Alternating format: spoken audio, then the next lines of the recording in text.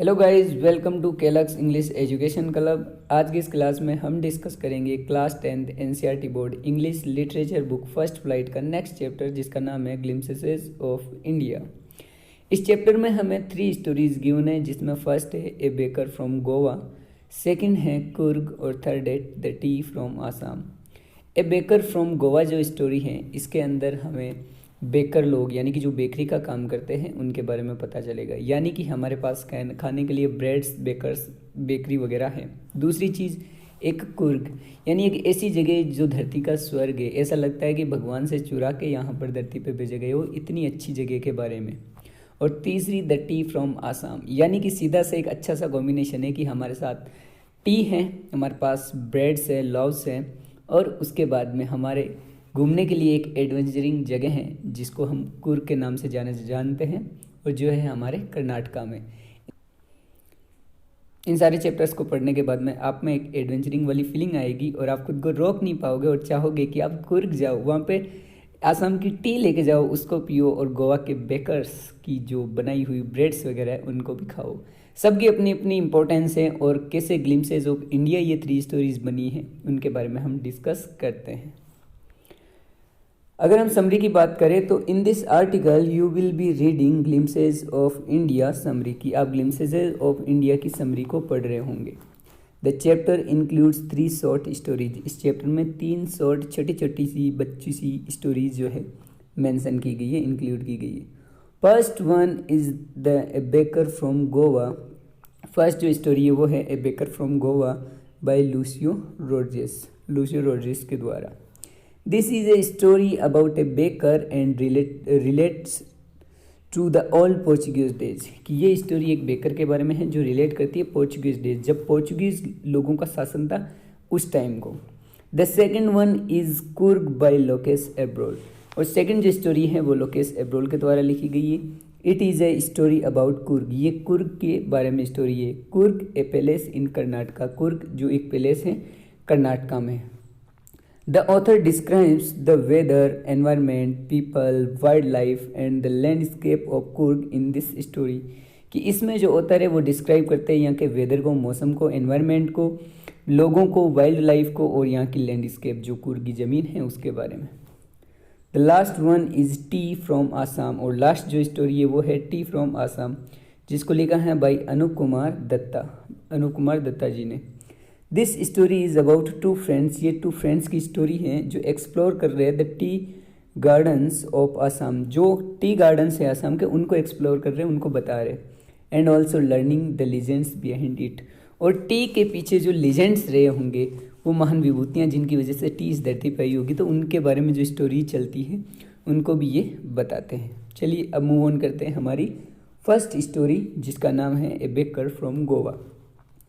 A baker from Goa is a story that relates to the time when there was Portuguese rules in Goa। कि ये जो baker from Goa story है ये उस time को relate करती है जब गोवा में पोर्चुगीज का रूल्स था, शासन था।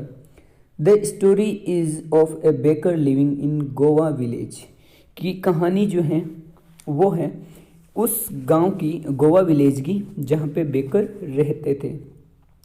During those times people at loves of bread, कि उस टाइम जो पीपल थे वो ब्रेड के लव्स को खाते थे। These were made in big furnaces, और ये जो लव्स थे, जो ब्रेड थी, वो बड़े बड़े फर्नेसेज यानी भट्टियों में बनाए जाते थे। द बेकर्स नॉन एज पेडर्स, जो बेकर्स थे उनको उस टाइम पेडर्स के पुकारा जाता था। Would come to sell these breads, जो इन ब्रेड्स को सेल करने के लिए, बेचने के लिए आते थे इन द स्ट्रीट, गलियों में। And would make a jingle sound, और एक जिंगल साउंड बजाते थे, टन टन टन, वो वाला होता है ना जिंगल बेल, वो वाला साउंड ये बजाते थे। विद द बम्बू, जो उनके पास बम्बू होता था उसके थ्रू। ऑल दो, हालांकि नोवे डेज वी में नॉट सी दीज लॉव्स, हालांकि इन दिनों हम उन लॉव्स को नहीं देखते हैं क्योंकि ये सब समय के साथ बदल गया है। आज इन्हीं की जगह पिज़्ज़ा बर्गर ने ले लिया है ना, तो इन्होंने कहा है कि इन दिनों हम उन सबको लव्स को नहीं दे सकते, बट मैं sometimes see the furnaces and some bakers carrying on the traditional business of their forefathers. लेकिन फिर भी ऐसा नहीं है कि बिज़नेस ख़त्म हो गया है, कि कहीं कहीं पे वो भट्टियाँ, फर्नेसेस और जो बेकर्स हैं उनको हम ट्रेडिशन बिजनेस को, जो उनके फोर फादर्स का यानी उनके जो पूर्वज थे उनके बिजनेस को करते हुए फिर भी देख सकते हैं। The author remembers the coming of the baker twice a day during his childhood days. कि ऑथर यहाँ पे याद दिलाते हैं कि जो बेकर्स थे वो दिन में 2 बार आते थे, twice a day during his childhood days, उनके बचपन के दिनों में। और उनमें इतना ज़्यादा क्रेज़ रहता था ना कि जब बेकर्स आते थे तो वो बिना कुछ वो होता ना कि बिना मुंह वॉश किए ना, फ्लश किए बिना फेस को ही वो गटक से ब्रेड को चाय के साथ खाते थे। और ये भी आर्ग्यूमेंट देते थे कि शेर कभी ब्रश नहीं करता। He was the author's friend and guide. ये जो बेकर्स थे ये ऑथर के फ्रेंड और गाइड भी होते थे। The made servants in the author's house, जो ऑथर के हाउस की मेड सर्वेंट होती थी, जो नौकरानियाँ होती थी, वुड बाय लव्स, वो लव्स खरीदी थी, ऑफ ब्रेड, ब्रेड वाले, विच दे एट विथ टी, जिनको वो टी के साथ में खाते थे। ड्यूरिंग दोज डेज, उन दिनों bread was an important part of any occasion. कि उन दिनों जो ब्रेड होती थी वो किसी भी ओकेजन का एक इम्पोर्टेंट पार्ट होती थी। Specially the sweet bread, specially जो स्वीट ब्रेड होती थी जिसको बॉल बोला जाता था। Also the baker had a peculiar dress, की जो बेकर लोग होते थे वो एक पेक्यूलियर ड्रेस भी पहनते थे जिसको कबाई कहा जाता था। तो वो पेक्यूलियर ड्रेस भी पहनते थे, यानी ये ऐसी ड्रेस होती है ना, जैसे ये मान लो आपका बेकर है तो यूं जो घुटनों तक आती है, तो इस ड्रेस को बोलते हैं कबाई, ठीक है, peculiar dress. It was a single piece frock, ही एक सिंगल पीस की फ्रॉक होती थी, that would reach up to knees, जो घुटनों तक पहुंचती थी। Baking was a profitable business at that time, उस समय का एक अच्छा खासा प्रॉफिट वाला बिजनेस हुआ करता था बेकिंग, यानी कि लोग उनको देख के ही बता देते कि ये खाते पीते घर का है, क्योंकि उनका जो है फिजिकल अपीयरेंस होता था ना वो बिल्कुल एकदम पोटैटो टाइप होता था, मोटे मोटे से होते थे। तो इससे पता चलता था कि उनका जो बिजनेस है वो प्रॉफिटेबल है। और ऐसा भी कहा जाता है कि वो और उनके साथ रहने वाले, चाहे वो सर्वेंट हो या उनकी फैमिली हो, कभी भी वो भूखे नहीं मरते। ये था। इसके बाद में हमारा सेकंड हमारी जो स्टोरी है वो है Coorg. Coorg is a story describing the Coorg और कोडुगु। कि कुर्ग जो स्टोरी है ये बताती है, डिस्क्राइब करती है कुर्ग को, जिसको कोडुगु भी कहते हैं। The smallest district of Karnataka, जो एक कर्नाटका का छोटा सा डिस्ट्रिक्ट है। The author describes Coorg is a heavenly place that lies between Mangalore and Mysore. कि यहाँ पर ऑथर ने डिस्क्राइब किया है कि कुर्ग जो है एक हेवेंटली प्लेस है, यानी एक स्वर्ग जैसी जगह है जो मैंगलोर और मैसूर के बीच में है। It is certainly God's abode, ये श्योर है कि ये कोई गॉड की एबोर्ड है, गॉड का ही एक गिफ्ट है। As it has evergreen forest, क्योंकि यहाँ पर हमेशा हरे भरे फॉरेस्ट रहते हैं। स्पीसीज अलग अलग स्पीसीज मिलती है, एंड कॉफ़ी प्लांटेशन, और कॉफ़ी का जो है यहाँ पर प्लांटेशन होता है। From September to March the weather is good here, सितंबर से मार्च तक यहाँ का जो वेदर होता है वो बहुत अच्छा होता है। एंड दस, और इसीलिए many tourist come to visit the palace, इस पैलेस पे काफ़ी सारे जो टूरिस्ट है यहाँ पर विजिट करने आते हैं। The air here has the coffee aroma in it, कि यहाँ की कॉफ़ी में एरोमा होता है, मीन्स बहुत ही हेल्दी स्मेल यहाँ पे आती है, जो हवा है वो बहुत हेल्दी होती है कॉफ़ी की। There is a famous story about the Greek और Arabic descent of the Coorg people, यहाँ के जो लोग हैं उनके बारे में एक ग्रीक और एक अरेबिक दो टाइप की स्टोरी चलती है कि यहाँ के लोग जो है या तो ग्रीक होंगे या फिर अरेबिक होंगे, यानी यहाँ के जो पर्टिकुलर लिविंग प्लेस नहीं है, यानी यहाँ जो लोग हैं वो कहाँ से आए हैं, या तो ग्रीक है या वो अरेबिक हैं। That a part of Alexander's army, जिनमें से वो क्या थे, यहाँ के जो लोग हैं वो एलेक्जेंडर की आर्मी के एक पार्ट थे। Had to settle here as it was not possible for them to return, कि एलेक्जेंडर की आर्मी यहाँ आई होगी तो उनके लिए वापस पॉसिबल नहीं हुआ होगा जाना, तो वो यहीं पे सेटल हो गए। दे दस settled here and married with the locals, इसलिए उन्होंने क्या कर लिया, यहाँ की जो लोकल्स जो थी उन महिलाओं के साथ शादी कर ली और यहीं पे बस गए। We may find people of Coorg wear kuppia, हम यहाँ के लोगों को कुपिया पहने हुए भी, कुपिया होती है ड्रेस, कोट वगैरह टाइप की जिस पे बेल्ट ऐसा बांधा रहता है, तो कुपिया ड्रेस जो है ना वो भी पहने हुए यहाँ के लोगों को देखेंगे। कुफिया क्या होती है? A long black coat similar to the kufiya that Arabs wear. वो जैसे अरब लोग पहनते हैं ना उस टाइप की ड्रेस कुफिया जिसको बोलते हैं। तो ऐसी एक ब्लैक लॉन्ग कोट होता है जिसको कुफिया कहा जाता है। तो इसके फिजिकल अपीयरेंस से तो पता चलता है कि यहाँ के जो लोग हैं वो कहाँ से हैं होंगे, या ये होंगे हमारे अरब देशों से। या फिर ग्रीक के बारे में देखें तो ऐसा लगता है कि यहाँ के अलेक्जेंडर की आर्मी आई होगी ग्रीक से, और फिर वो लोग वापस पॉसिबल नहीं हुआ होगा उनके लिए जाना, तो यहीं पे सेटल हो गए। आगे दे रखा है people of Coorg are also very brave, कि कुर्ग के जो लोग हैं पीपल है वो बहुत ब्रेव होते हैं। The Coorg regiment of Indian army, जो इंडियन आर्मी की कुर्ग रेजिमेंट है, जैसे जाट रेजिमेंट होती है कुर्ग रेजिमेंट होती है, तो वैसे एक कुर्ग रेजिमेंट है इंडियन आर्मी में, is one of the most significant regiment, वो सबसे ज़्यादा सिग्निफिकेंट रेजिमेंट है, महत्वपूर्ण रेजिमेंट है, यानी सबसे ज़्यादा मेडल्स वगैरह इसने हासिल की है, सबसे ज़्यादा बहादुरी इंडियन आर्मी में कुर्ग रेजिमेंट ने दिखाई है। Also our first army chief, और हमारे जो फर्स्ट आर्मी चीफ थे इंडिया के जिनका नाम था general Cariappa, hails from Coorg, वो भी कुर्ग से बिलोंग करते थे। The forest and hills of Coorg provide a major source of water to the river Kaveri. तो यहाँ के जो फॉरेस्ट और जो हिल्स है वो कुर्ग को प्रोवाइड करवाते हैं बिल्कुल सोर्स ऑफ वाटर बड़ी मात्रा में, किस नदी से? कावेरी रिवर से। ऑल्सो महासीर, महासीर एक फिश होती है, the largest fresh water fish is found in these waters, यहाँ के पानी में जो महासीर है जिसको एक लार्जेस्ट फ्रेश वाटर में पाई जाने वाली फिश होती है वो भी यहाँ पर पाई जाती है।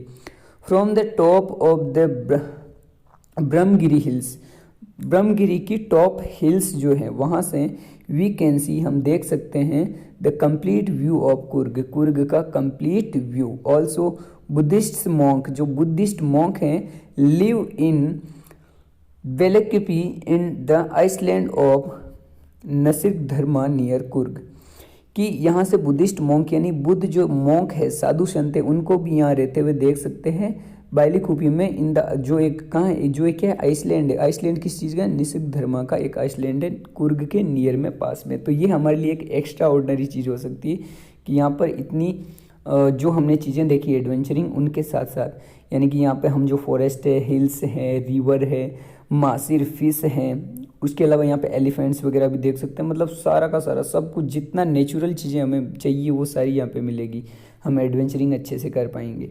उसके अलावा एक हमारी यहाँ पर सोने पे सुहागा होगा कि हम बुद्धिस्ट मॉन्क्स को भी यहाँ देख पाएंगे। इसके बाद में हमारी स्टोरी है जो थर्ड स्टोरी है, last the tea from Assam. तो यहाँ पे दे रखा है the last story T from Assam starts with two friends, दो फ्रेंड्स के बीच में ये स्टोरी स्टार्ट होती है। फर्स्ट है राजवीर और दूसरा प्रांजल, जो ट्रेवलिंग कर रहे हैं आसाम की तरफ, यानी दोनों आसाम जा रहे हैं। ये दिल्ली में रहते हैं, दिल्ली में दोनों स्टूडेंट है और फ्रेंड्स है, तो ये दोनों अभी आसाम जा रहे हैं। ऑन देयर वे, उनके रास्ते में, they buy the tea from a roadside vendor. Roadside vendor, जो वेंडर कौन होता है? वो चाय वाला, जैसे ऐसे बोलते हैं ना जब ट्रेन वगैरह रुकती है तो चाय चाय गरम चाय, वही वाला। तो उस वेंडर से रोड साइड पे वो क्या करते हैं, 2 चाय खरीदते हैं खुद के लिए। वाइल सिपिंग द टी, और जब वो सिपिंग कर रहे होते हैं, पी रहे होते हैं टी को, राजवीर टेल्स प्रांजल, तो राजवीर जो है वो प्रांजल को बताता है कि people drink over 8 crore cups of T through out the world in a day, कि पूरी दुनिया में एक दिन में कम से कम 8 करोड़ लोग जो हैं, मतलब 8 करोड़ कप जो है चाय के लोग पीते हैं।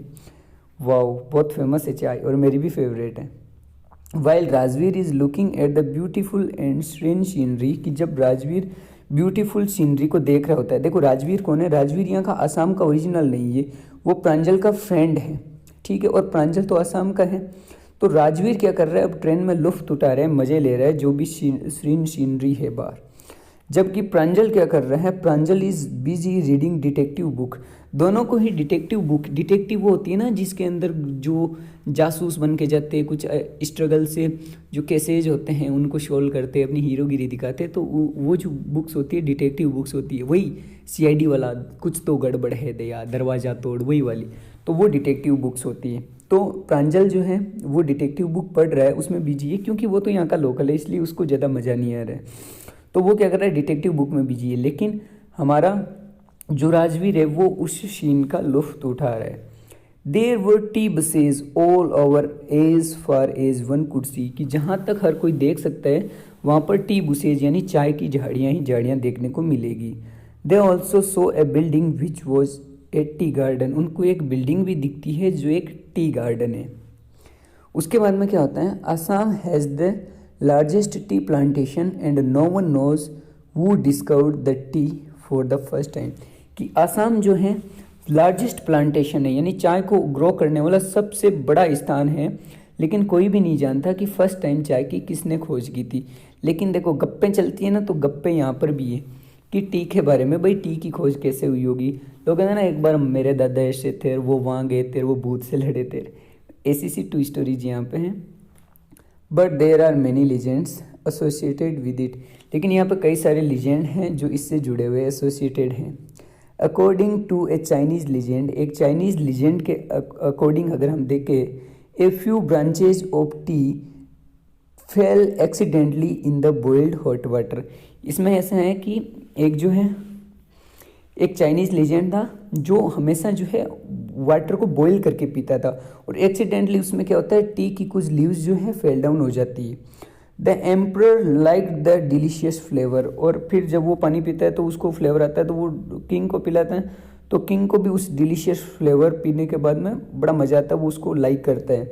और this is how it come into being, और यही वो था जिससे चाय जो लोगों की नज़र में आ गई। लेकिन as per an Indian legend, अगर एक इंडियन लीजेंड की बात की जाए तो एक बुद्धिस्ट मॉन्क बुद्धि धर्मा जो थे cut off his eyelids as to avoid sleep during meditation. हुआ क्या था, एक बुद्धि धर्मा जो थे बुद्धिस्ट मॉन्क थे, वो क्या करते थे, योगा वगैरह करते थे, मेडिटेशन करते थे। तो मेडिटेशन के दौरान उनको बहुत ज़्यादा नींद आती, तो नींद आने के पीछे उनको लगता था कि जो मेरी आईलिड्स हैं उनकी वजह से मेरे को नींद आती है, तो वो अपनी आईलिड्स को कट कर देते हैं और फेंक देते हैं। अब क्या होता है, उनसे कुछ जो है प्लांटेशन होता है और वहाँ से वो टी उगती है, मतलब उनकी आईलिड्स जो है चाय के पौधे बनकर उगते हैं। फिर उन्हीं को वो जो है बॉईल करके पीते हैं और उनसे उनकी नींद उड़ जाती है। तभी तो हम कहते हैं ना कि चाय पीने से नींद नहीं आती है। तो ये ऐसी सी स्टोरी है। About 10 T plants Guru out of these and 10, उनसे जो है कम से कम 10 प्लांट्स जो है ग्रू हुए टी के। इसलिए द बेनिस स्लीप, और उनकी जो स्लीप है वो बेनिस होगी, नींद चली गई। When put in hot water and drunk, जब इनको हॉट वाटर में डाल के पिया। Both of them got down at, अब जो क्या होता है, बोथ ऑफ देम यानी वो दोनों लड़के राजवीर और Pranjal go down at Mariani junction, Mariani junction पे वो पहुंचते हैं। And went to Dhekiabari, Dhekiabari में जाते हैं। देकाईबाड़ी क्या है, एक टी एस्टेट है, एक टी कंपनी है। देर दे सा वुमेन प्लकिंग टी लीव्स, वहाँ वो देखते हैं कि जो वुमेन है वो टी लीव्स को प्लक कर रही है, तोड़ रही है। प्रांजल्स फादर, जो प्रांजल के पापा हैं, had come to receive them, उनको लेने के लिए आते हैं देर वहाँ पर। एंड सेड, और कहते हैं that he new a lot about tea plantation, कि भाई वह जो है टी प्लांटेशन के बारे में काफ़ी जानते हैं। राजवीर से, राजवीर कहता है that he is keen to learn from him, कि वो जो है इनसे, मतलब प्रांजल के फादर से बहुत कुछ सीखेगा। ये था हमारा सारा ग्लिम्पसेस ऑफ इंडिया का डिस्क्रिप्शन, जिसके अंदर हमें 3 स्टोरीज गिवन थी। ए बेकर फ्रॉम गोवा, जो बहुत शानदार स्टोरी थी, यानी कि उस टाइम का गोवा, जब पोर्चुगीज डेज जो थे उस टाइम का गोवा, आज का गोवा कितना बदल चुका है, इमेजिनेशन करने लायक है। उसके बाद में कुर्ग, जो एक स्वर्ग की छोटी सी जगह हम मान सकते, बहुत मज़ेदार है। और फिर द टी फ्रॉम आसाम, दिल को छू जाने वाली कहानी। तो ये सारी की सारी जो एक्सप्लेनेशन थी वो हमने देखी इन चैप्टर्स के अंदर। अब हम मिलेंगे नेक्स्ट चैप्टर में, तब तक के लिए bye, take care, see you soon in the next video.